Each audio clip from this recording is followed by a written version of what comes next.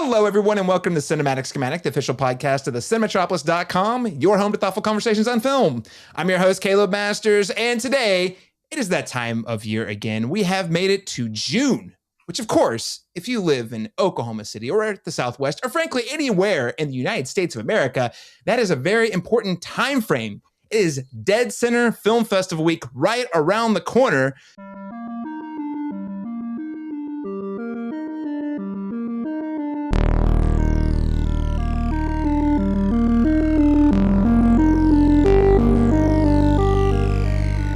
Today, we're going to be doing our bonus preview episode, giving listeners and viewers a little sneak peek at what all they can expect from this year's film festival.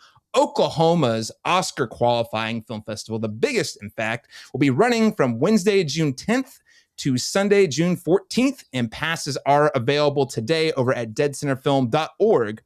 This is an age-old tradition at the Cinematropolis. I've been covering the festival for this is my 11th year, and then this would have been the 9th year covering it on behalf of the Cinematropolis. We're really excited to just engage in part of the film festival. It's dedicated to inspiring, promoting, and celebrating the creativity and community through film, and that is largely Oklahoma community, Southwest. But as film watchers, we are all part of a film-loving community. So if you head to the cinematropolis.com throughout the film festival, you're going to see written essays from our writer, Daniel Bokemper, who'll be covering the festival on the ground. And I'll also be virtually watching from afar with some interviews here and there.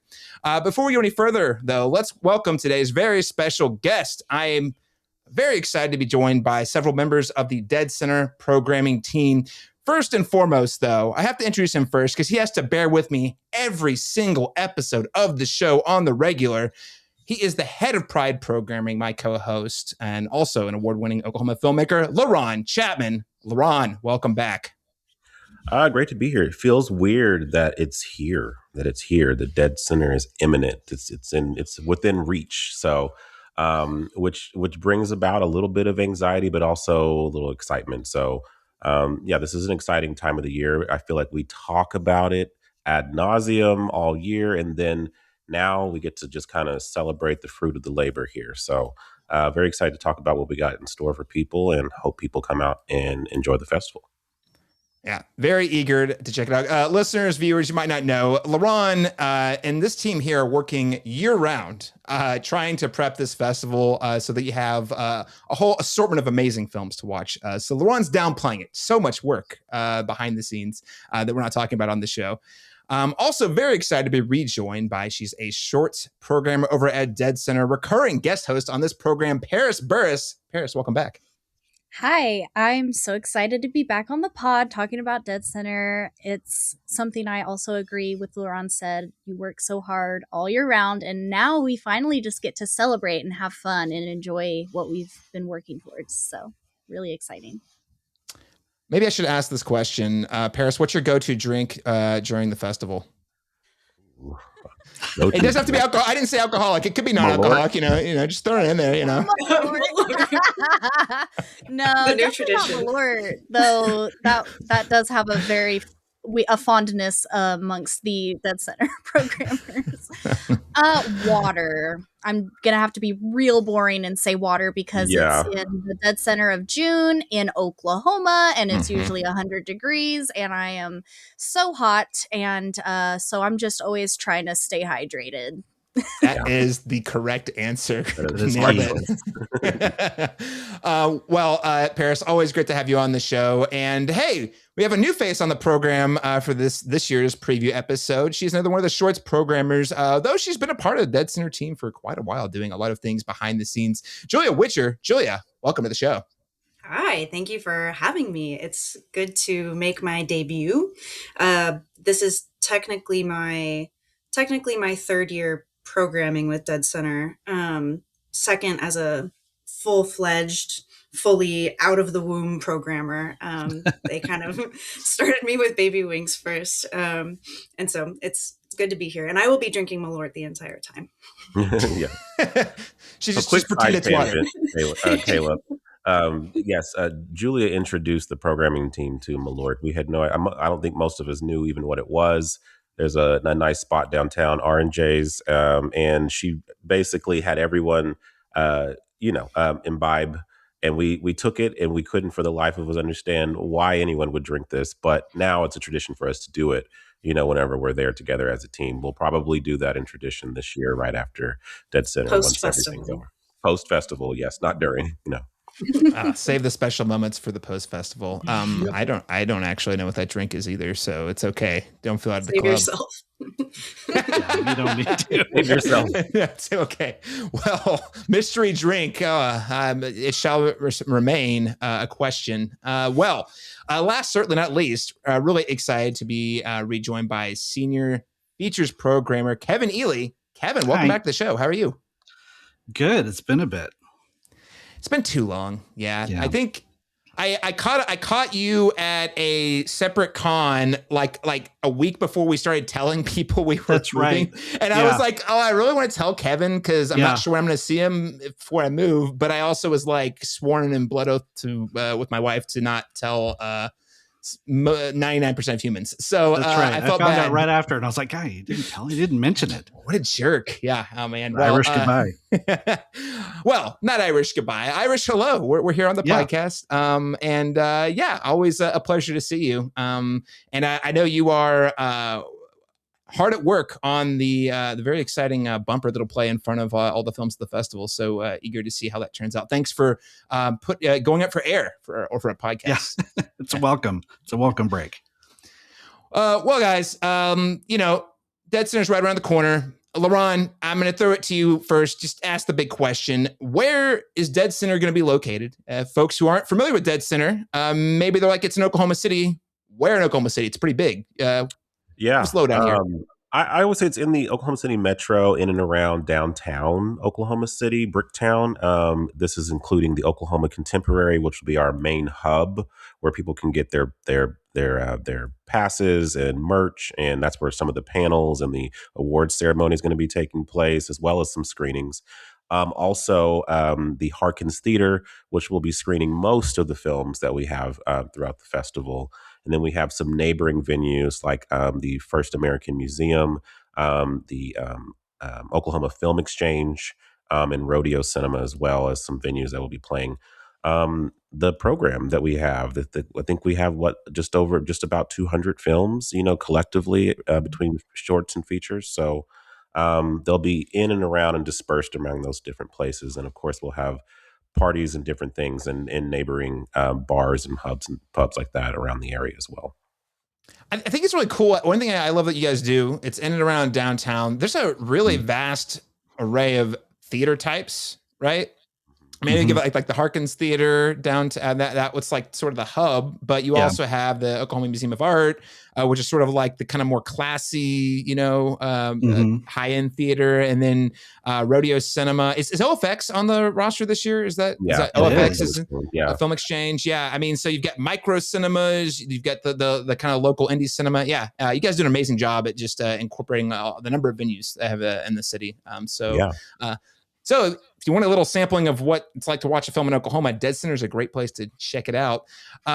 So another interesting thing I noticed this year is there's a red carpet that's going to kick off opening night. This is new, or at least new in my tenure going to the festival. So Julia, I'll throw it to you first here. I mean, what are some of the opening night festivities badge holders or ticket holders can look forward to? Yeah, I think it's worth pointing out that this is our second year beginning on a Wednesday night. And so 5-day festival rather than the 4-day festival that it was for a long time. So that'll be June 10th is our opening night. And once again, this year focusing on the Oklahoma film industry, Oklahoma films and filmmakers. So in addition to the red carpet, which is new for us, red carpet will be in front of Harkins Theater from 4 p.m. to 9 p.m. on that Wednesday. Within that time span, you can also hit our Okie Shorts, which starts at 5:30 on Wednesday night. And then you can pop on over to Sailor in the Dock, just down on Film Row. That Sailor in the Dock party is 7 to 9. And then after that, you've got the Okie feature, Keep Quiet, that starts at 9 back at Harkins. Oh, okay. Keep Quiet. That's a big narrative feature. Paris, anything you want to add about opening night? I know of Okie Shorts, Keep Quiet. Those are two pretty big hitters. Yeah. as Julia said, it's our first time doing the red carpet, which will be fun. It's going to be a really great photo opportunity. There might be some celebrities there, so you might get some opportunity to meet some big names. And so my note on that would be, because we have people who've been coming to deadCenter and have been before and kind of know how it works, we might have some newcomers coming this year who have never been before. I will just say that Okie Shorts is always sold out. It is always one of our most popular screenings. And so when you hear that it starts at 5:30, that does not mean get there at 5:30. I would recommend getting there early, because especially with the parking situation, yes, it's a Wednesday night. But it's going to be very busy. There's going to be a lot of traffic. So I just always like to advise people who maybe don't have experience with coming to deadCenter before for that opening night. That's going to be a very popular screening. So try to get there in plenty of time.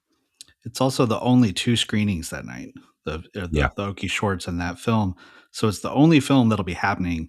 But the cool thing is we're in the largest theater at the Harkins. I think it's the first time we've been in the Cine XL. So if you want to like get the biggest, brightest, flashiest screening that deadCenter has to offer, that's the night to check it out. Yeah, and that 400 seats or some there around 500. It seats 591 seats, and it is Dolby Atmos. So it's pretty exciting. We tried and almost got that auditorium last year, but we got beat out by a certain animated release that happened at the same time. So it's double exciting, and it's particularly exciting to have our Okie films there too, because they get a huge auditorium that's going to be sold out. They get a great Dolby surround sound system, and it's just a nice cherry on top. The premium experience, and that's for both films. So both films are going to be in the large, extra large. Oh man, listeners, that's a treat. Get there early. The Okie Shorts in particular, my experience is always basically impossible to get into if you don't get there at least 30 minutes early. Knowing you've got the extra space is going to come in handy, but I can only imagine for both of those blocks of programming, whether the feature film and the shorts film, but the Okie Shorts in particular, with that many people in the auditorium, that is going to be a great time. I have to say. Yeah. Well, speaking of movies, those are 2 on opening night. There's so many more to watch, though. And Kevin, I'll actually throw it to you first as the features programmer here. I mean, there are a lot to choose from. Let's start with the Oklahoma features. What are a few of the notable Oklahoma-based features folks can look forward to? There's a few. There's quite a little variety. One is, let's see. Well, one thing is we have a new Mickey Reese movie, who's probably longtime listeners to your podcast are probably familiar with his work. One of Oklahoma's most interesting filmmakers. He never quite makes the same movie twice. It's called Every Heavy Thing. And it is probably, I'm going to say probably his most visually interesting movie that I've seen of his. It's really plays a lot with color and just graphics, and it's pretty out there. So I think anyone who's interested in that kind of work should check that out. We have a documentary called Fighting More with Fire that's got some really cool Tulsa ties. We got some more interesting Tulsa ties we can get into later, but it's a local guy who has a story of basically his life being saved by some firefighters in Tulsa. And so he just always had an affinity toward them. And so he decided to kind of tell the stories of these notable black firefighters in Tulsa, which kind of ties into the fraught history of Tulsa, of just different black-white relations, and just the struggles that someone trying to help a lot of people might not expect to face in Tulsa. So it's a really interesting local story. And then Keep Quiet is in our Oklahoma category. It has really strong Oklahoma ties, but it stars Lou Diamond Phillips, so it's probably the biggest movie in our Oklahoma category. That's that. And if you want to see that, it's going to be on Wednesday night, and then there may be another screening later, but that's the only one on schedule right now. Those are the big ones. There's also a film called Post Democracy Days that is really interesting, made by an Oklahoma filmmaker, and the lead character is an Oklahoma former OU student who's a journalist working in New York, who was covering one of Donald Trump's many trials a few years back. And it's the story of him sort of covering not the trial itself, but like the hubbub around the trial. So it's really more interested in like the anthropology of the people who are obsessed with this kind of event. It's really interesting. It's not what you expect from an Oklahoma film, but it's definitely worth checking out. Man, I got to say I'm pretty intrigued by all of those. The Mickey Reese film, you said most colorful, which is quite a statement for him because he's done a lot of visually striking things in the past. So I'm really eager. Laron knows I'm very eager to see that one. But also the last film is really sounds timely, interesting, very exciting stuff. Of course, there are several non-Oklahoma features. Any you want to give a shout out to? There's a big variety this year. There is a film in our indigenous category, and I'm going to try to say it correctly. I've been practicing, but it's Anakubi Jigan, which means ancestor or great grandfather, and it is a borderline experimental. We have a sort of unofficial category this year we're calling Visions, which is just a few films that really have a unique approach to how they're telling their stories, and it's a really experimental documentary just about the legacy of your ancestry and how it's present with you. And it really gets into like the nature of time and space. And I can't really even do it justice, but you think documentary, but it's very visual. It like really takes you on a ride visually and auditory. So I'd recommend that. There's a really great Greek film we have called Patty is Such a Girly Name. It's a judo coming of age movie about a young girl who gets recruited to compete in like a championship judo event for like a high level coach who's got a little bit of a sordid past. And it's really just her coming of age as an athlete, as a woman with her sexuality and her athleticism and her identity and self-confidence. And it's just really great. It's a real crowd pleaser. It's real accessible. If anyone has any hesitancy to go see a Greek film and subtitles, I would definitely recommend to get over that and go see it.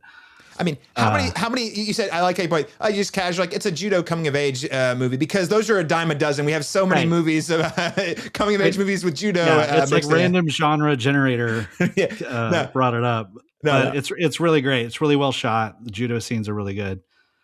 And then there's I have a sneak peek at this one. It's very, very good. Highly recommend for folks who are willing to kind of get outside the box if they're looking for another narrative feature that's not in English. But it'd be a good one to bring a guest too. Like if you have someone who's like, I don't know about an indie film festival, like it's a good bridge into international films.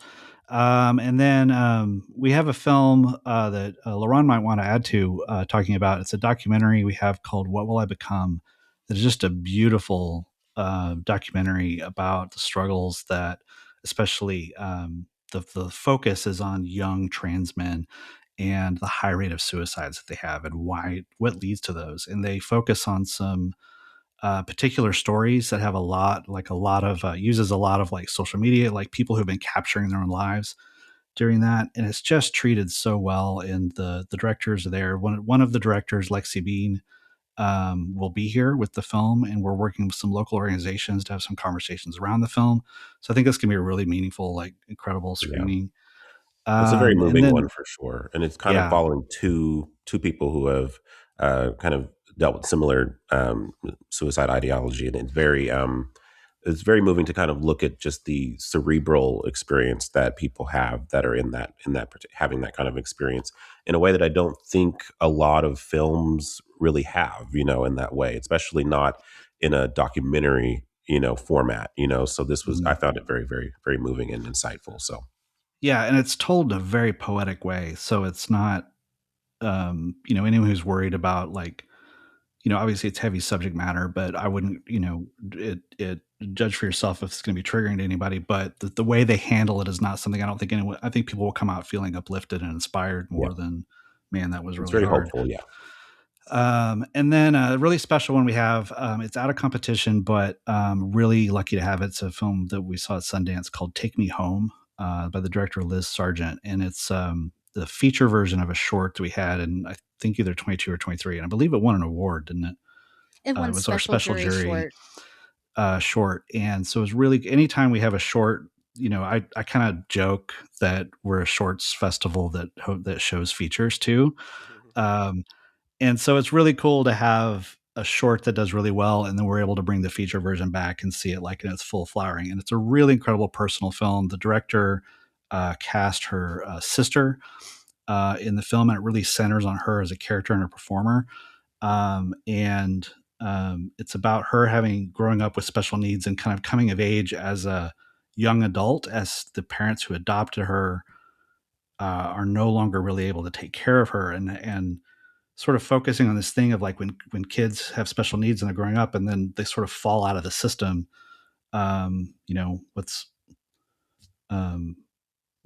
what happens to them. But the story is so funny. They're told so well. And the performance is incredible. If you're interested in a film about directing, I don't want to say non-actors, but like maybe non-professional actors, it's just incredible and just lovely. I did want to throw one to Paris, though. I know that there's another feature film that is going to be making an appearance there. Paris, any other feature films you'd like to talk about? Sure. Yeah. I've said this on this podcast. I've said it on other podcasts. Everybody I've ever talked to about movies knows that my favorite director in the whole wide world is Greg Araki, and I am so thrilled that we will finally have a Greg Araki film at deadCenter this year. It is his newest feature film called I Want Your Sex, and it played at Sundance and will be distributed theatrically later in the year. So you will get to catch it early at deadCenter before it releases to theaters. It's a wonderful film. I had the privilege of watching the screener, and I'm just so excited. It's, in a nutshell, Greg Araki's movie about Gen Z and the puritanical culture that we tend to find ourselves in these days. And it is an exploration of sex and desire and power, but wrapped up in a very funny, like very, very entertaining, fast moving, hilarious, but also empathetic. It doesn't point the finger at anybody or tell them they're wrong or that there's one way to be, that there's many ways to be, and it's very human to explore sexuality and who you are and what that means. And so if you're looking for something that's just going to be a wild ride, I definitely recommend I Want Your Sex.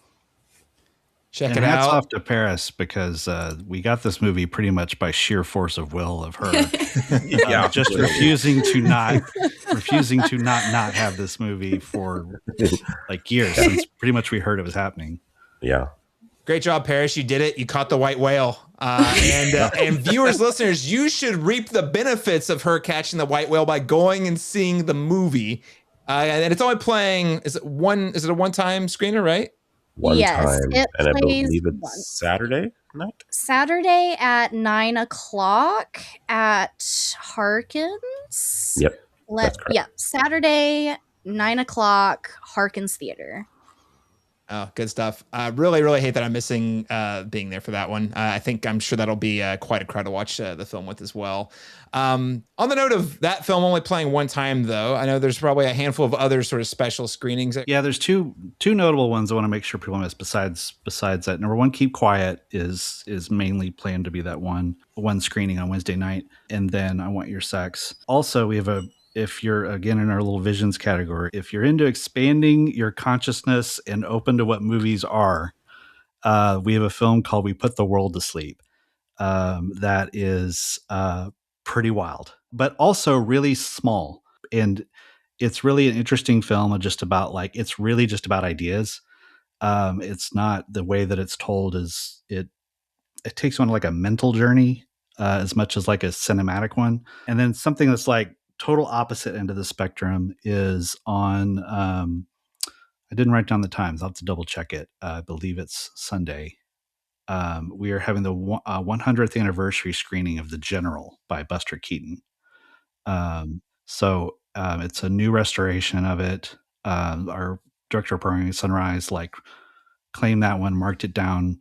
So it's really cool to have something on one end, we have the cutting edge ideas on what cinema can be. And then, 100 years ago, what was the cutting edge of what cinema can be? And so it's really cool to have that range. I love some Buster Keaton. 100 years though. I mean, wow. That's going to be a super exciting film, just kind of having the festival to kind of compare up against, how far all the technology's come so far. Shorts. Kevin, as you joked a moment ago, deadCenter is a shorts festival that plays features. There are a number of amazing features. However, the shorts blocks are pretty hard to top. Qualifying. Yeah, they're not. Well, they're not. Yeah, the features are not Oscar qualifying. That's true. They're fair enough. Yeah, but you have an Oscar qualifying film festival for short films that is put on by three of the folks here on the podcast with us. So, Julia, I'll throw it to you first. Tell us a little bit more about some of the shorts blocks that you worked on. Yeah, you bet. I'm glad that I get to go right after Kevin, because the mini theme that they have in features of visions, sort of by accident, we put into animated shorts. So we have a handful of shorts blocks that are really more focused on form, maybe less thematic specifically. And so animated shorts is one of those perennial blocks that we put together for the form, but we always have a theme, and we kind of pointed a little more directly at it this year. And so in the subtitle of animated shorts, we've got Mind's Eye, and the kind of theme across these is memories, visions, some hallucinations, dreams. And so that's one theme that I would say we've kind of carried over between shorts and features. Another good example of that, as we have our documentary shorts block that is tied together. We've titled it Forward and Back, and all those selections in that block have a thread of simultaneously reflecting on the past and imagining the future within each film. So those are two themes I would kind of point to. As far as just my blocks that I'm excited about, I feel like my darling this year is the experimental shorts. I got to program that last year, and it was really good. I was happy with it.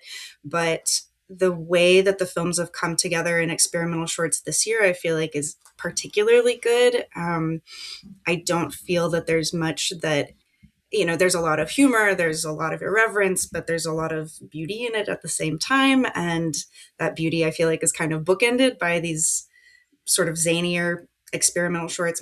Anyway, and then Portal Shorts is back, and that's another one I'm excited about. That we had an incredible showing of science fiction submissions this year. We had a lot of good fantasy as well, and so kind of interspersed with those really robust selections, we also included some genre bending shorts that tie very closely to the Portals theme.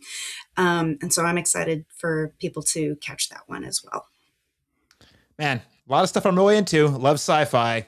So you got Portal shorts, experimental shorts, all good stuff. And again, for listeners and viewers who haven't been to the festival before, or if you've been and you haven't checked out the shorts blocks, you're really missing out, because these are blocks that are tailored around that specific theme that Julie was just talking about. And when I say it's like banger after banger, I mean, they all take you on a ride that's so unique and just incredibly well curated by this group here. Paris, what are some of the shorts blocks that you'd like to talk about today? Yeah, so I am a big fan of every single block we have in the program this year. I'll give you some highlights. As Julia mentioned, we do have themes, and I always, like to tell people that the themes are not something that we predetermine when we go into programming for the festival. It's very much so we let the films speak to us and see what themes naturally emerge, and then create blocks that speak to those themes. And so the one thing I'll also say is last year what we started doing is we started dispersing the Okie shorts throughout other blocks, and we're doing that again this year. So a good number of our blocks this year have Oklahoma films and filmmakers represented throughout. And so pretty much any block you go to, you're bound to see some sort of Oklahoma tie there, which is really exciting.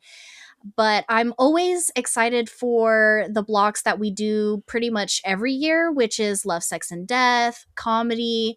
But we also have some new ones that we always like to throw in the mix when we see new themes coming together. And so we have our block that is called All Dogs Go to deadCenter, which is really funny because if you ask most programmers or filmmakers, there's a big tradition of people saying how much they don't vibe with movies about dogs.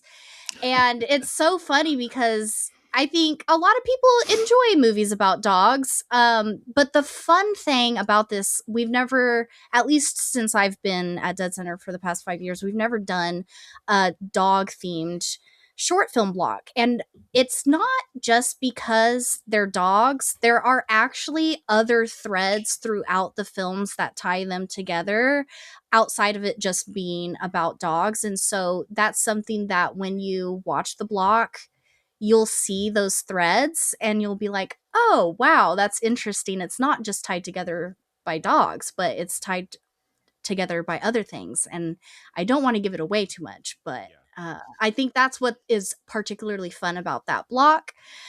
I'm always struck by the theme that I saw in a lot of the shorts, which is exploring identity and environments and culture and communities, and just how those affect the characters' lives, whether that be fiction or nonfiction, animated, live action. And so we have a Life Interrupted block, which is kind of playing into the title of Girl Interrupted because it's fun. But also we're seeing a lot of how not only are these character focused blocks, but they really tie in the worlds around them and make the environments characters in the story. And I'm always really intrigued by films that use the world as character. And then we also have our Challengers short block, which is really fun because we almost like that. Is it that challenge? Is it Yeah, like that again, Challengers? yeah. Yeah. You can tell we really love when we can put a little movie reference in there. We love to do that, but it also just felt really fitting. And it's about people challenging systems. Maybe they're underdogs who are overcoming obstacles and challenges in all sorts of ways. And then I also do have to shout out one more here, which is the Rebels with a Cause block. That block is going to be part of our Tulsa segment of the festival, and that one's a lot of really amazing stories and characters and communities and storylines. And we love a rebellious film, so. Oh, I mean, of course, Rebel Alliance and Star Wars is a classic. I mean, just watched Boots Riley's new film. I love boosters. Yeah, Rebels. Come on, who doesn't love them? Gotta love it. Check it out. Great run. I just have to say, as a dog father of 3, and my wife would super sign up for the All Dogs Go to deadCenter block. So people who say they don't like movies about dogs, they're just lying to themselves. Really, I have to say, They just don't know yet. I agree. Exactly. Yeah. Laron Chapman. Any other blocks you want to call out for us? Yes, but I will say also to add on to All Dogs Go to deadCenter that if you're thinking that this is like Homeward Bound, that's not the vibe. I'm just going to say that it's much heavier themes than that, So without giving anything away, because we do think it would spoil the surprise or the experience of it, I should say. It's definitely a good mix of light and dark and a lot of interesting social issues that are being brought up intermixed in between that. So yes, dogs are there as a thread, but the storylines are vast, within them. So But yes, in terms of the blocks that I kind of personally curated, I am a horror movie hound. So the horror block I think is very strong this year. I think the midnight block is even stronger this year. There's so many of our favorites in that particular block. And I just think that, man, it just makes me so happy when that comes together finally, because I start kind of like preemptively finding all of the craziest, weirdest things. And then I'm like, no, how does this fit? And then when I do that, it's always exciting to see how they all click. Eventually, there's the thread that it does emerge. So those two obviously are my two faves every year. But two that I'm actually excited about that are relatively new this year is one of them kind of came together organically as we kind of mentioned, as some of these themes kind of just come to us. What dealing with kind of a social existential problem, but specifically the American prison system here in the U.S. and how it affects not only the inmates, but how it affects the families that are associated with those inmates.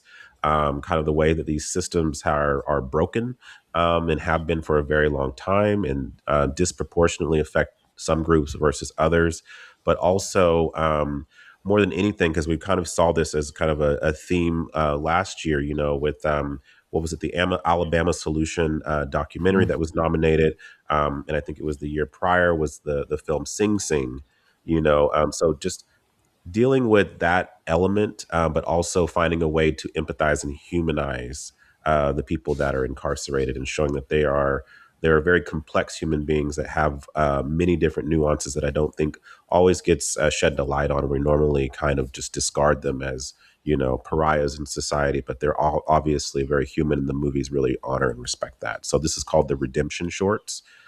So very excited to showcase that one. Another one, every year we do coming of age films. And we always get a nice crop of coming of age film, and I'm always a sucker for that kind of movie in general. Like I'm always nostalgic for my childhood because I didn't have a very good one. Sad face. So I love watching movies about different childhoods that maybe I can imagine, in different ways. And so like coming of age judo films, right? Yeah, coming of age your favorite films, subgenre of coming of age. Exactly. Okay, yeah. Exactly. Only if Absolutely. they're in Greek. But what's cool about this year is that while we did have a nice crop of like just adolescent films dealing with childhood, and we found a new way to kind of interpret coming of age. And so the block is called Once in a Lifetime. And we actually go, as I think I originally titled this, was it from the womb to the tomb, and so we're dealing with the entire life cycle of a human life, and from being an infant all the way into old age, and all the existential crisis, midlife crisis in between all of that. And so we're kind of dealing with every phase of that lifestyle with a different short. And we're so glad we came up with found a way to combine all these movies, because they were all really great and really strong, but we couldn't find a natural through line. And when we reimagined it under those circumstances, they weirdly just fell into place very well. So Once in a Lifetime would be another one that I'd like to shout out. So yeah.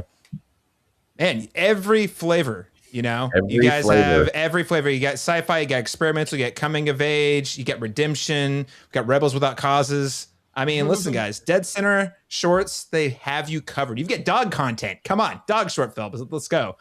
Laron, I also know, of course, deadCenter takes place in June, which is also Pride Month. You're the head of Pride programming. Are there any particular films sort of like based around Pride Month that you think folks who are interested should check out? So I have the two blocks this year dedicated to that again. One of them is called Queer Intentions. Another play on a movie title, Cruel Intentions, another favorite 90s film of mine. And this one's kind of dealing specifically with like, it's a nice combination of it's provocative, it's edgy, there are a lot of heavy themes involved in it, but there's also a playfulness with this idea of showing that the queer experience isn't all one thing. There are some things that and also just showing people that having multitudes, sometimes behaving badly on purpose, in those different ways. And so it's very interesting. It's interesting kind of psychological look into the queer experience in those different ways. And then the second one I always like to have another kind of lighter one for people who don't want to just grovel in all of the minutia of it, but just want to have, kind of a heartwarming kind of experience. And I titled it Pride and Prejudice. And it's dealing specifically with people who either have families that are tolerant versus families that are not, and how that affects the queer relatives in their lives, and how throughout the course of their lives. And so we kind of see what it's like to have a supportive family, what it's like to not have a supportive family, and then how that affects the psychology of queer people throughout their life. And so I found a nice through line with that one as well. But in terms of like Pride events, we do have a Pride happy hour at Flamingo Tiki in the Paseo Arts District. And this is going to be on Saturday from 4 to 6 p.m. And we're partnering with the Oklahoma City Pride Alliance for that. So we're excited to do that. So definitely come out and check that before seeing some of the films later that evening. And we had 3 features this year. Obviously, we mentioned I Want Your Sex, She's the He, a nice indie comedy taking the Amanda Bynes movie, She's the Man, and giving it a trans experience twist, on that. And also a film that we did talk about at the top of the hour, What Will I Become, the documentary about the trans people that are dealing with suicidal ideology. So those are 3 films and 3 features that are also Pride related. So amazing lineup of films to choose from. But let's talk about some of the non-film related activities you can participate in, because there are a number of them out there. Now, Kevin, I know that we, of course, have like the Oklahoma Icon Awards that you guys, deadCenter hands out on awards to folks with ties to Oklahoma or born and raised in Oklahoma, or maybe have worked on a significant project in Oklahoma. Are there any in particular that our listeners should know about and keep an eye open for during the festival? Yeah, we have 3 icons this year. And one of them we've already mentioned, Lou Diamond Phillips, who's the lead in Keep Quiet and made this film. And he's receiving a new kind of icon award. Traditionally, our Film Icon Award goes to people who are Oklahoma natives who just become great examples of success in the film industry or a standard that we want to see. And this new award called Legacy Icon Award is for non-Oklahomans who have worked in Oklahoma or created a significant work in Oklahoma and just were memorable for what we call the Oklahoma standard and the equivalent of that in the film world, which means they were here, they treated everyone with respect, with generosity, the kind of people that we would want to adopt. It's essentially, this would be his adoption papers as an Oklahoma filmmaker guy. So we're really excited that he's actually going to be here to accept that award. So if you needed any more incentive to come Wednesday night, you'll get to bask in the icon aura of Lou Diamond Phillips, who I have not met, but Laron has, and says he's just a gem and is very worthy of this award. Then also we have what we call a Community Icon Award. Last year we gave that to Mayor David Holt for just being a great advocate for deadCenter in Oklahoma City. This year it's going to Matt Pinnell, who's the current outgoing Lieutenant Governor of Oklahoma, who's been Lieutenant Governor is a very key role in Oklahoma in terms of the film industry, traditionally over the last 25 years. And he's been an advocate for, things like the rebates and things that help what the government can do to help grow the film industry in Oklahoma. And then our Film Icon Award is going to Lauren Waters, who's an Indigenous filmmaker who's made some incredible work and has also just been involved with a lot of other films around. And so we're really excited to give her an award and have her be here to accept that. And so those 2 awards will be presented at the awards ceremony, which would be Saturday night. And we will also, typically those will be presented to them by someone who has a great attachment to them as also a notable person in the film community. I don't think I'm allowed to I'm not even entirely sure if I know who is going to be presenting those yet, but typically that's someone. The connection is usually pretty interesting. I mean, yeah, I'm sure the list they sent me was the same one they sent you. Wink, wink. Yeah, it's just definitely they didn't link like 5 fake lists out for who's now. There's no list. Anybody? Yeah, I mean, I know. I don't know if you guys know. Yeah, they called me. Yeah, no, I'm joking. There's no list. Well, you mentioned the award ceremony. Paris, maybe you can tell us a little bit more about that. I know that there was a period for a while where they weren't really doing the award ceremony. They brought it back a couple of years ago. What can folks who are attending the film festival expect from the award ceremony? Yeah, it's really exciting. Last year for our awards ceremony, which was kind of like the revival of it, we had standing room only. I mean, we were at the Teata Theater at Oklahoma Contemporary. And when I say standing room only, I mean there were large groups of people who were standing downstairs, upstairs. It was packed. And not only that, but just the whole ceremony was just so beautifully done with our MC Stephanie Pena and all of the award winners who gave their lovely speeches. I mean, it was just such a great moment. And we're doing it again this year. So we're going to be back at the Teata Theater at Oklahoma Contemporary Saturday night at 7 p.m. It is very important to reserve your spot. Like I said, there was standing room only last year, and I think there are 200 seats available that you can reserve ahead of time. And so definitely if you're wanting to go to the award ceremony and don't want to stand the whole time, definitely reserve your spot. And yeah, it's also, again, going to be put on by our lovely MC Stephanie Pena, who has been a huge supporter of the festival for many years and just does such an amazing job. And we have just amazing awards. We have physical awards, and for the first time this year, we actually have prizes for some of the award winners. So that's also really exciting. And so it's just going to be a really great time. It's always one of my favorite moments of the festival when everyone just gets in a room together and celebrates each other. So I'm really excited. Yeah. Last year's was incredible. I never getting all of those folks just in one room just to sort of celebrate all the accomplishments of Oklahoma film throughout the year. Playing at the festival, of course, but it really is kind of like that special moment where it's like you've got filmmakers, you got film fans, you've got film critics, you've got all these folks who are really working very, very hard to make Oklahoma a great place to make movies and watch movies, all sort of in the same place.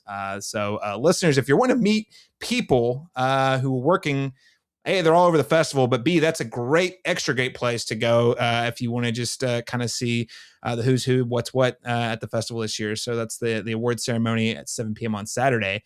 Now that's at the Oklahoma Contemporary. Laron, I hear that one of my favorite things is making a comeback this year, also the Oklahoma Contemporary, which is the panels. I'm a huge sucker for panels. Go to Comic-Cons, I go to panels. I go to film festivals, I go to panels. I just love watching the pros talk about what they do.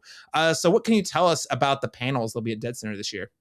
Well, the exciting thing about panels is that they're free and open to the public. So that's one thing that, whether you have a pass or not, you are able to come in and just listen to creatives talk about their process. And some of the different ones we have, they're also going to take place again at the Oklahoma Contemporary.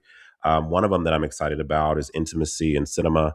I think we really kind of wanted to do this one last year, but we're actually getting a chance to properly do it this year. And we have a lot of films that deal with this kind of subject matter, just kind of how people deal with intimacy in film, how it's approached not just creatively or narratively, but also from a practical standpoint on film sets with the actors. And so we thought it would be an interesting conversation piece for people who are putting those elements in their movies and wanting to know how to explore that in a thoughtfully mature and very sensitive and respectful sort of way. And so that's one thing there that we have. And another one that I'm excited about, working with genre. We get really amazing genre films every year. And so we have a good crop of filmmakers and panelists that are going to be talking about some of the projects that are also playing in the feature and in the program itself, specifically the horror and the midnight ones, if you go to those. If you're a score person, we have a block a panel this year dealing with scores and dealing with a lot of people locally who do those. And so that'll be a fun one for people who love this particular element of filmmaking. And then one other one I think I'd highlight is there was a lot of dealing with parents and over in generational different practices, immigrant experience, how there's different translations across cultures, how parenting and how that dynamic, how that's done. And so we saw a lot of films that were dealing with those sort of themes. And so we thought it'd be interesting to put a grouping of those and have kind of a discussion about how you depict these different cultures throughout different films and how different cultures approach film in general. And so that's another one that I think people should look out for. But I think there's 12 total. And so those are just some of the highlights there. So definitely check those out. They're going to be happening between Thursday and Saturday at the Oklahoma Contemporary. All right, folks, check it out. If you want to learn, like I said, if you want to learn, whether you're just purely curious or you actually want to learn the craft or kind of what goes into working in film in some of these specific areas, this is a great way to learn from people. And the fact that it's free, that's pretty rad. There's a lot of places you'd have to have like a film badge. You'd have to pay money to get into kind of hear this sort of like advice or consulting. So really great opportunity there. That sounds like business, though. We've been talking about a lot of business award shows and panels. That's all work. What about the party, though? Like, so you've had a full day at the film festival and you want to just relax a bit. Julia, I hear you're quite the partier. Wink, wink. I don't actually know if that's true, but I don't know if that's true. But I hear that you have the inside scoop on where the parties are this year. So, are there any noteworthy parties you want to call out for our listeners and viewers today? Yeah, no, I'll own that. That's an appropriate question for me. You can go to a party every single day of the festival, Wednesday or Sunday, it doesn't matter. And so if it's Wednesday, our opening night party, we already mentioned, is at Sailor in the Dock. They're coming back again this year. Thursday, gosh, we'll just go down the list. Thursday night, we have, we're doing the karaoke at Cookies this year and holding it at Ponyboy. And so it'll be one long party that starts at 9 p.m. on that Thursday night. And so that's kind of our big first day of screenings going on all day long. And so you can wrap up with some karaoke at Ponyboy. We also are bringing back Cocktails on the Skyline at the Museum of Art. So kind of your happy hour on Thursday. Friday, the Friday Night Frolic that we do every year as well at Dunlap Cotting is back. And then Saturday, we have Lively, Saturday Night Lively. The only thing I would say with that is that you would have to choose between I Want Your Sex and Saturday Night Lively. Both are happening wisely. Choose wisely. Choose wisely. Yes. We didn't say choose lively. We said choose wisely. Wisely. Let's be clear. If you're really, really speedy, maybe you can. Oh, never mind. We're not in favor of drinking and driving. So we're just gonna skip past that one. But if I Want Your Sex isn't your thing for whatever reason, that's something that you have to live with, but you can go live with that at Lively on Saturday night. And then on Sunday, to wrap us up, we have our closing night party, they're calling Roll the Credits this year. And we're doing that at Truck Yard for the first time. And so pulling in this huge bar and outdoor space that's right down from Harkins. So it'll be a great way to close us out. Truck Yard, that's a cool place. I've only been one time right before I made the move from Oklahoma City. That place is huge, folks. Great outdoor seating area too. So if you're wanting to mingle, that's a great spot. And it's so close to the Harkins. Very nice. We're running out about time, but I've heard you mention a couple times the Tulsa experience. And I'll be honest, I don't really know much about it. So I don't know. I'll throw it to you first, Laron, and anyone else can chime in. What's the scoop on the deadCenter Tulsa experience this year? Yeah, so this year we kind of Sunrise kind of articulated too as our director of programming that this is kind of us starting a bridge between two major media industries hubs here within the state, and so Tulsa has a very thriving film community as well, and so we wanted to have a presence there, and so. We're going to be having some special screenings there, like a curated screening that the programming team has put together specifically for them, and we're calling it the deadCenter, the Tulsa experience for them. And so we're gonna have a feature and a short playing together. I believe if that's correct for Kevin. Remind me the two. We have Cream, which is going to be the short film, and then we have a feature film as well. Well, Cream is technically a feature. It's a little short for a feature. Sorry. It's a short so feature. The total length will be about feature length. But we have a short. The family-friendly version of the title is STFU When We Talk, which is a short documentary about kind of a punk hip-hop scene in Austin. And just the scene there. It's really exciting and will make you want to drive to Austin and see a show. And then following that is Cream, which is a film that we really wanted to have exclusive films in Tulsa and not have it sort of be like a rerun thing. So we had to carefully choose films that were there, and it kind of kills me that this film's not going to be in Oklahoma City, but it entice people that really want to see it to go to Tulsa. We just thought it was a really good home at the Philbrook for a film called Cream, which is a retelling of Romeo and Juliet, but the dialogue is, instead of the Shakespeare, is Wu-Tang lyrics. So some person by hand, it says not by AI, this was a human being who did this, sat down and took all the Wu-Tang Clan lyrics and transposed how he found that I could tell the story of Romeo and Juliet only through Wu-Tang lyrics. Yeah. And it's a very modern, awesome. If you're a fan of like the Leonardo DiCaprio, Romeo and Juliet, it's very like that kind of like street level, urban, modern telling of it. And it works. It's awesome. It's really fun. So it's pretty rad. And you're also kind of bearing the lead here. It's called Cream because it's all set around an ice cream stand. Oh, yes. yes. Which is also the name of a Wu-Tang song. Oh man. It's seriously a one of a kind film, I have to say. Very impressive. And a good pick for Tulsa because Wu-Tang skipped over Oklahoma City last year and went right to Tulsa. So we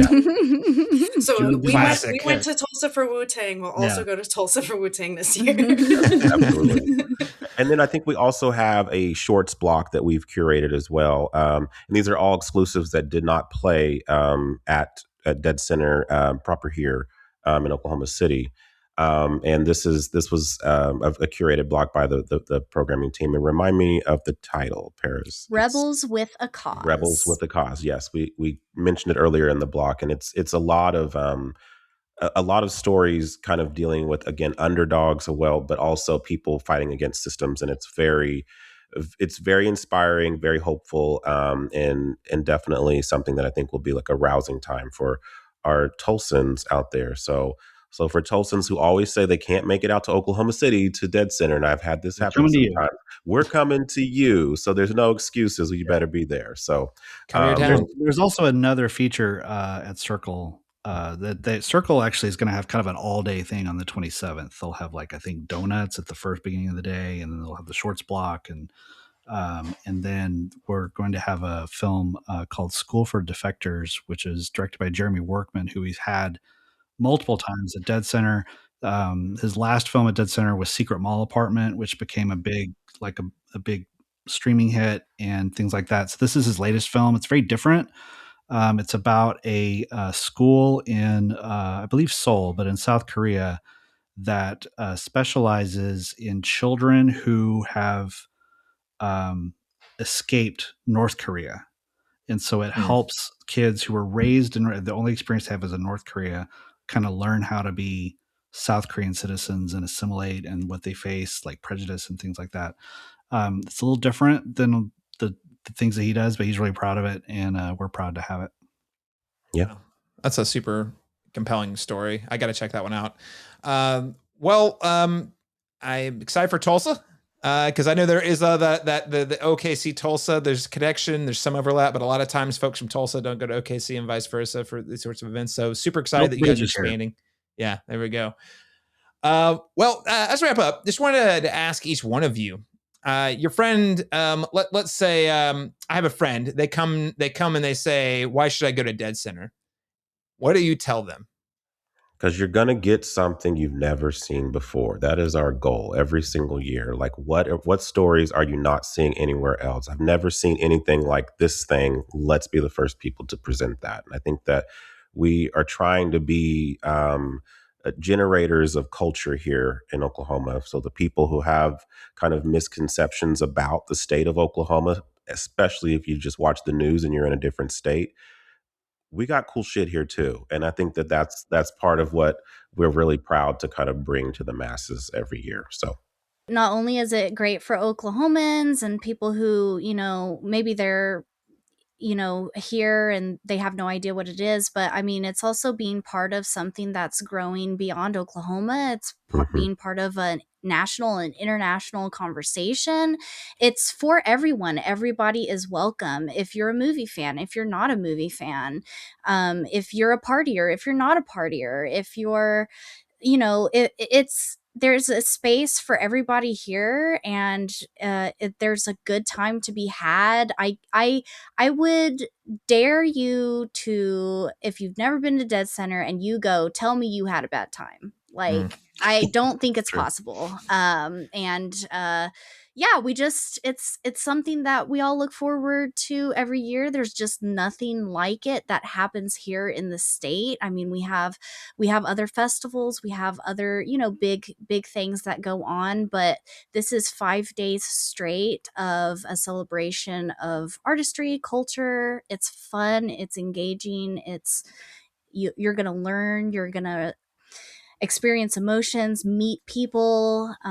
It's just the best. So yeah. Mm-hmm. Very good.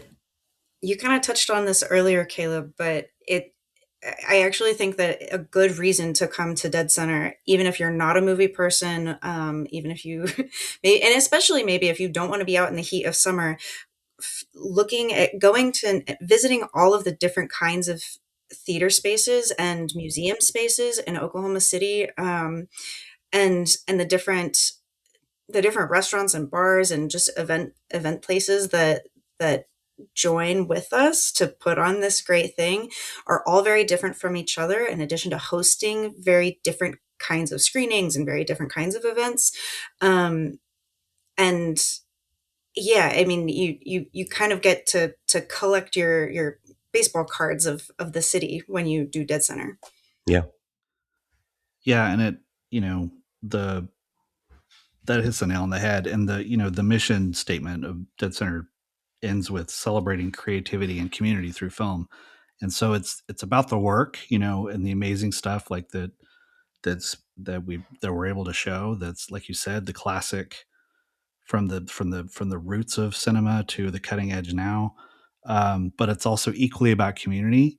And I think that is being lost, and I think we all feel it, especially us, of community around creativity versus just consuming it individually in our homes. So getting out and meeting people that you don't normally associate with, different generations, different economic walks of life, getting together and talking about interesting things in person, is something that you can really only do at a film festival, Yeah. And so, and I'm just like Julia said, being able to have these multiple venues, like, yes, we have the multiplex that is that center, where you can get a lot of different options, but I would really encourage people to go check out these other venues like OFX, that is an independently run theater, just a group of people just bootstrapping it month to month, like, keeping independent micro theaters alive, in the city, the rodeo, the art museum, like, checking out all the different offers. And then, some of these have memberships, ways to support them. And I would, like, not just dare you to not say have a good time, but dare you not to be inspired by the community that's around here. And seriously, it is inspiring. Incredible place to watch movies. Incredible place to make friends who watch movies. And I think as most of you folks on the panel today can say, incredible place to make movies. So deadCenter Film Festival, check it out, ladies and gentlemen. Once again, just a quick reminder, that is going to be June 10th through the 14th. Tickets are on sale now at deadcenterfilm.org. So what are you waiting for? The schedule's live. You can get a pass, start making those reservations, or you can get your ticket for individual films. Hey, programming team at deadCenter, you guys have done some amazing work. Laron, Paris, Kevin, and Julia, thank you guys so much for joining us today, and thanks for all your great work at the festival. Thank you. Thanks for having us. And listeners, thanks so much for joining us. Happy deadCenter, and we'll catch you again next time.